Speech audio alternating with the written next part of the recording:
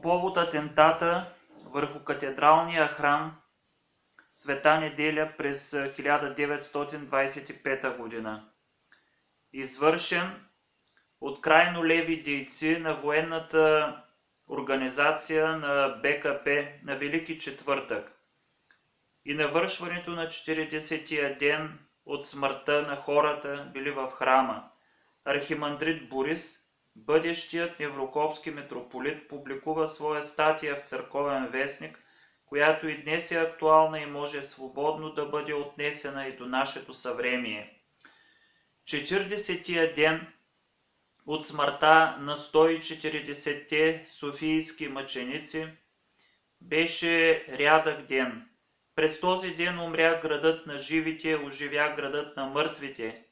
През този ден едно велико благоговейно чувство свърза живите с умрелите, понесе ги от ранни зори към Божия храм за молитва и сля ги в жив непрекъснат поток, който се отля към верните жилища за поклонение пред пресните, неизравнените гробове на мъчениците от столичната катедрала.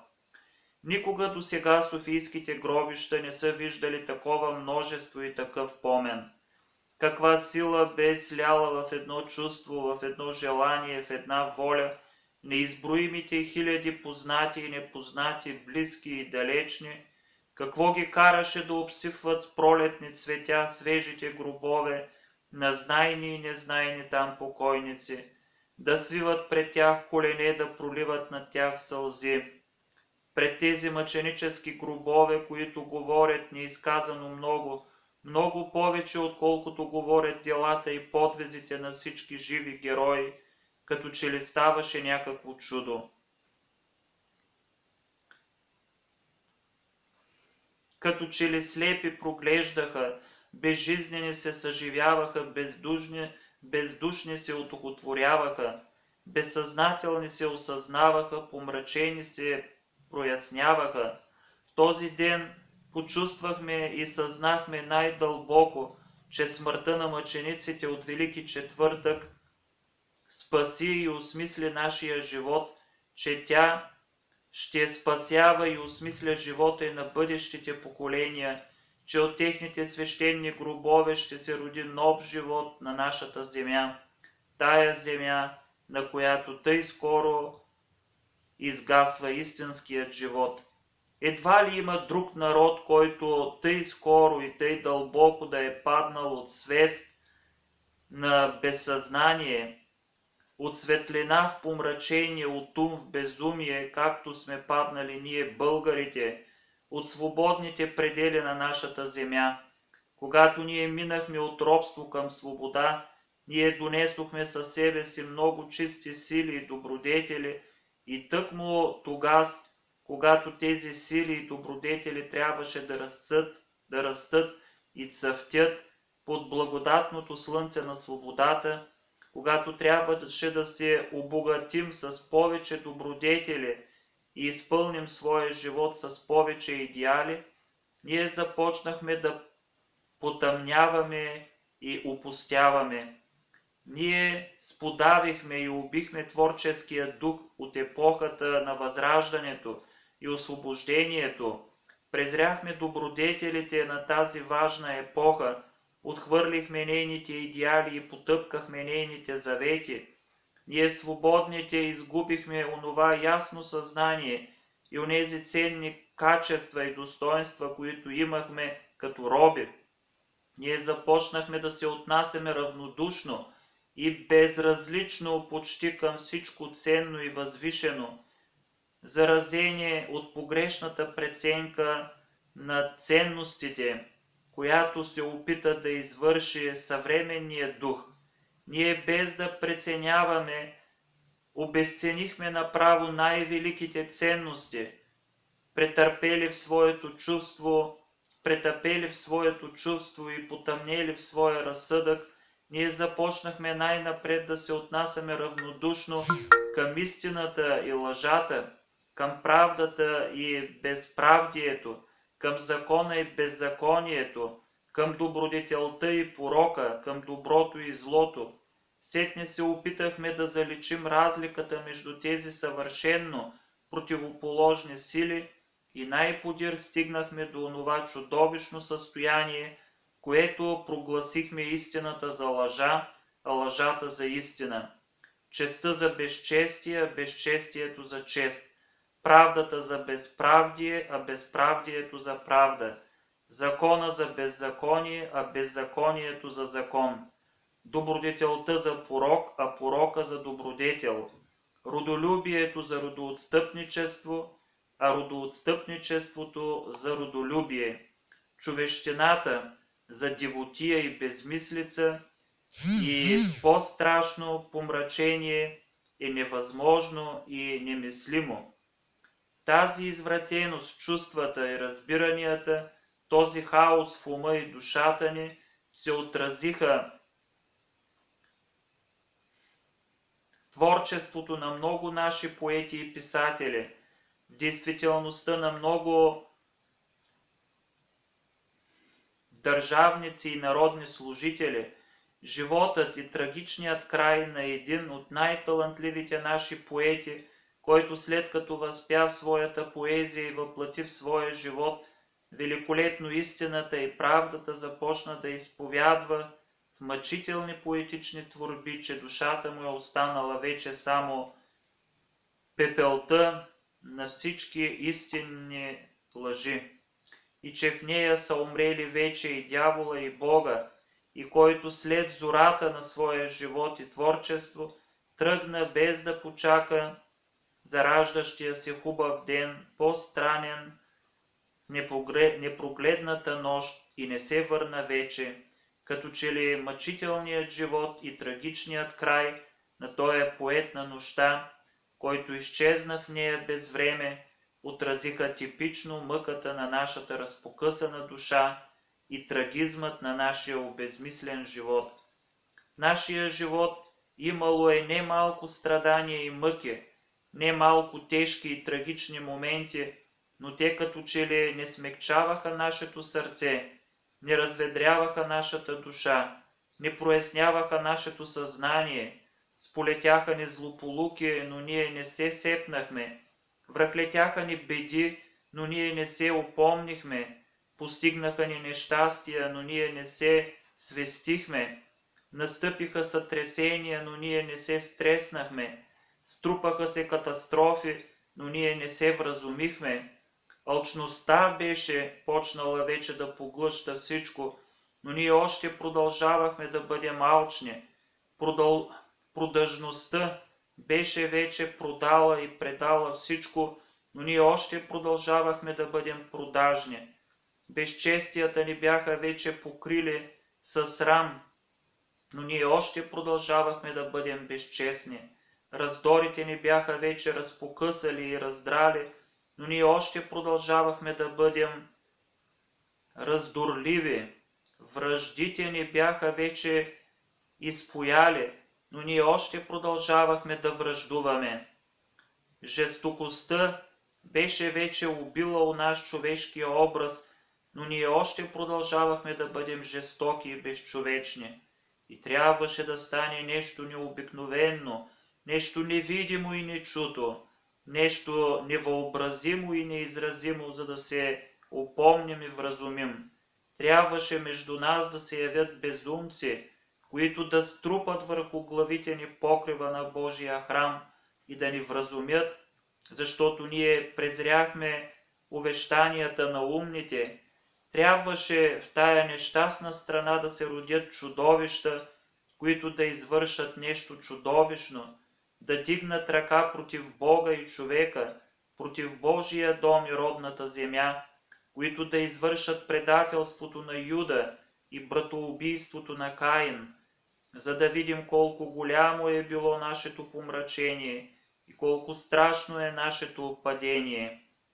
Злодеянието от 16 април 1925 година, най-черният ден в нашия живот, е тъй необикновено и чудовищно, че ние отначало бяхме като вцепенени и не можехме да разберем какво става. През този ден, в който българското отечество и българското име бидоха потопени в най-голяма скръб и покрити с най-голям срам, цепенението беше толкова голямо, че ние не можехме да видим всичката чудовищност на злодеянието, което извършиха децата на Антихриста, и всичката милост и мъдрост на чудото, което Бог извърши с нас. Ние не можехме да оплачем достойно невинните жертви, защото не знаехме кого да оплакваме по-напред, тях или себе си. Ние не можахме да съпроводим до вечното жилище покойниците мъченици, които със своята смърт продължиха нашия живот, защото не знаехме към кои да причислим себе си, към живите или към мъртвите. Трябваше да минат няколко безжизнени дни, трябваше да поотмине ужасът на безумието и смъртта, която се беше надвиснала над нашата страна и вледеняваше живота във всичко, за да можем да се свестим и да почнем да разбираме какво става с нас. Трябваше да дойде 40-тия ден, за да можем да отдадем достойна почет на 140-те мъченици, за да можем да разберем необходимостта и смисъла на тяхната изкупителна смърт и да почувстваме спасителната сила на техния мъченически подвиг. Трябва да се разбере, че онова, което става у нас, е необикновенно. Събитията у нас отдавна са излезли от рамките на обикновеното и са минали границата на местното и ограниченото. Тези събития имат не само местно български, не само европейски, но и световен, козмично-религиозен характер. У нас не може вече да се приказва за забежки. На тях ние отдавна не обръщаме никакво внимание. Не може да се говори за престъпления, те станаха за нас нещо обикновенно. У нас се води вече необикновена борба между различни схващания и убеждения, различни течения и движения, разни слоеве и съсловия. Нашите явления се разкрива вековната вътрешна борба, която се води от тогас, откак злото проникна от човека в човека и света. Това е борбата между истината и лъжата, между добродетелта и порока, между правдата и безправдието, между светлината и тъмнината, между доброто и злото, между царството на Христа и царството на Антихриста. Това е оная борба, която стана ожесточена и непримирима от тогас, откак божествената любов и правда, божествената истина и светлина се въплатиха на земята и изобличиха злобата и неправдата, лъжата и тъмнината. Злобата, неправдата, лъжата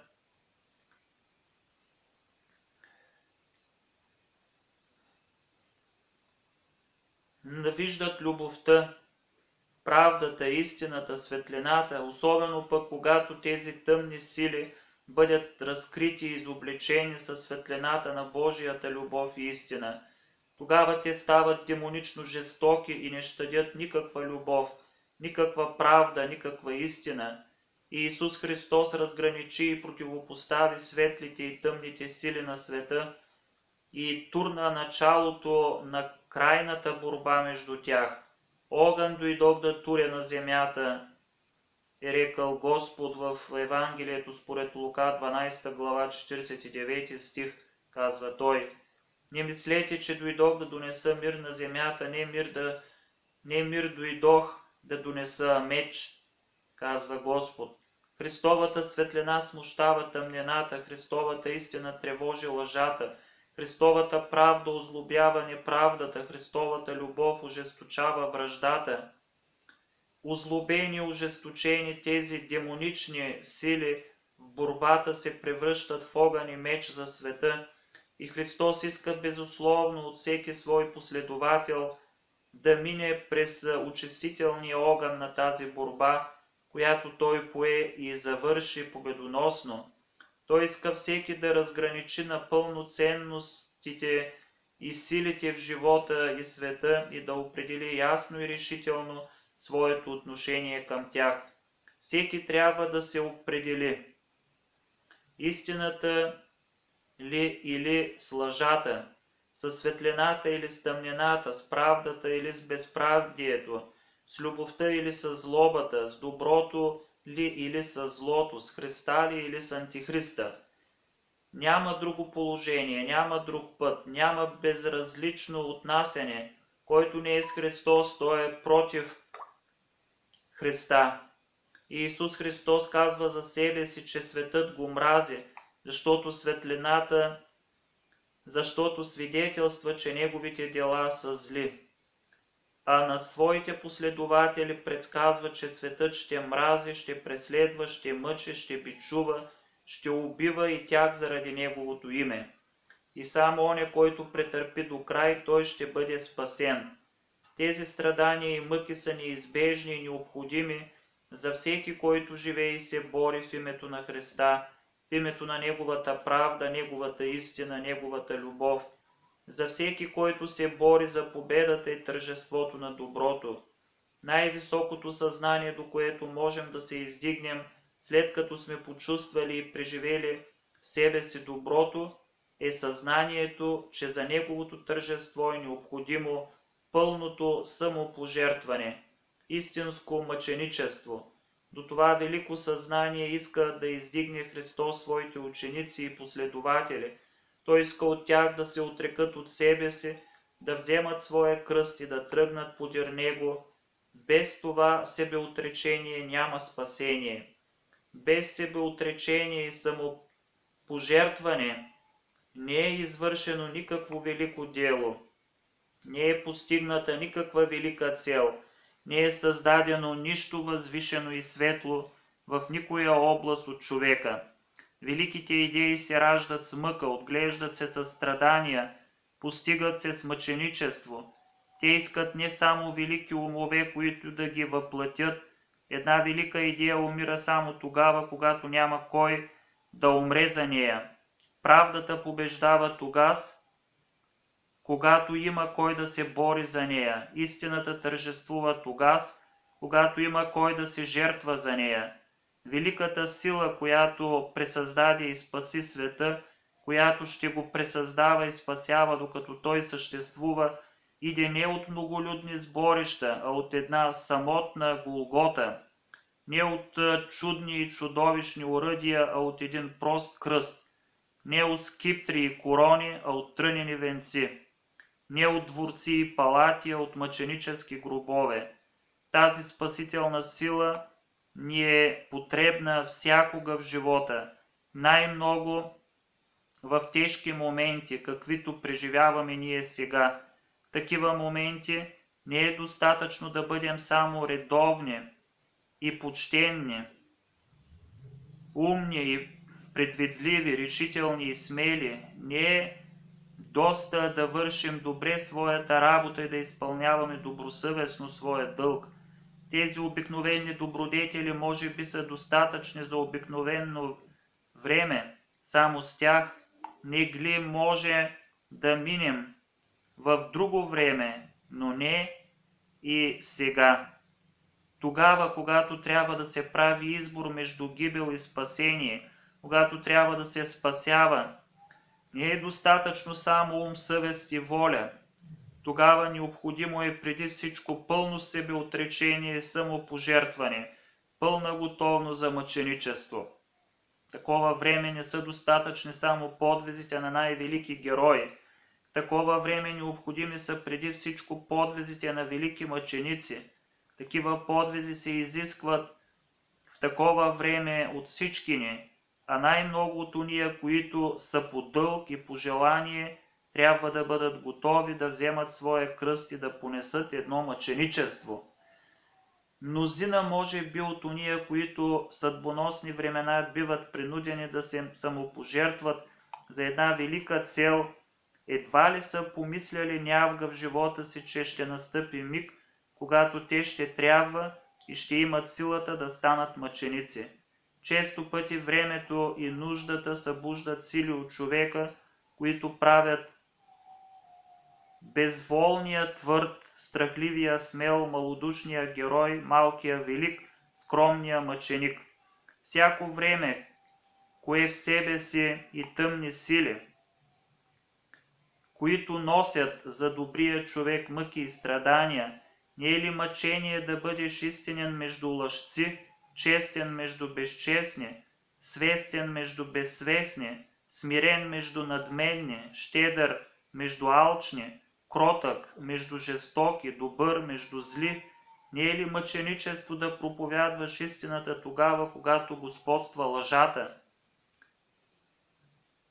Да крепиш добродетелта тогава, когато се шири порокът, да защитаваш правдата тогава, когато вълнее безправдието, но истинското мъченичество почва тогава, когато се отречем от себе си напълно и се обречем изцяло на истината, правдата, доброто, любовта и се пожертваме за тях, когато нашият живот бъде непрекъснато служение на тези светли сили и непрестанна жертва за тях, когато ние им послужим и с живота и с смъртта си.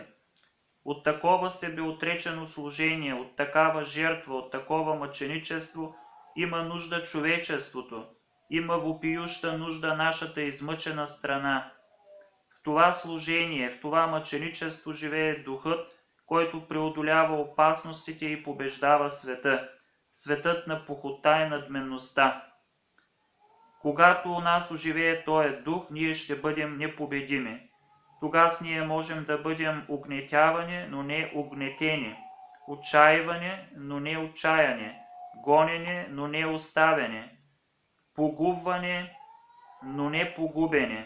Тогава ние ще имаме и великото одобрение и ободрение на голготския мъченик. Дерзайте, аз победих света, казва Господ в Евангелието според Йоан Богослов, 16 глава, 33 стих. Автор на това вдъхновенно слово е архимандрит Борис, впоследствие Неврокопски митрополит.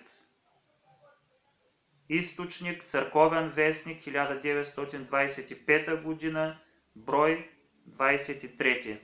Вечна и блаженна да бъде паметта на архимандрит Борис Неврокопски, митрополит Борис, убиен на го. Амин.